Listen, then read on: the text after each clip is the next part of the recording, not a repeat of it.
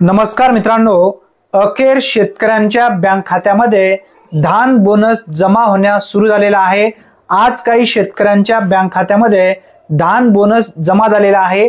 येणाऱ्या काही दिवसांमध्ये सर्व धान उत्पादक शेतकऱ्यांच्या बँक खात्यामध्ये हे पैसे जमा होतील। मित्रांनो, भरपूर दिवसापासून हा प्रश्न अखेर मार्गी लागलेला आहे।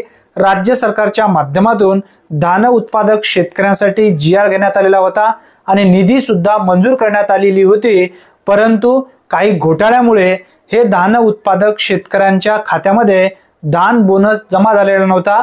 परंतु अखेर 16 जून 2025 पासून धान उत्पादक शेतकऱ्यांच्या बँक खात्यामध्ये रक्कम जमा होण्यास सुरू झालेली आहे। यामध्ये जे शेतकरी संस्थेमध्ये नोंदणी केलेली आहेत अशा सर्व शेतकरी बांधवांच्या बँक खात्यामध्ये हेक्टरी धान उत्पादक शेतकऱ्यांच्या बँक खात्यात हे पैसे जमा होण्यास सुरू झालेले आहेत। या जीआर संदर्भात सविस्तर माहितीचा व्हिडिओ आपल्या चॅनलवरती आपण ऑलरेडी घेतलेला होता।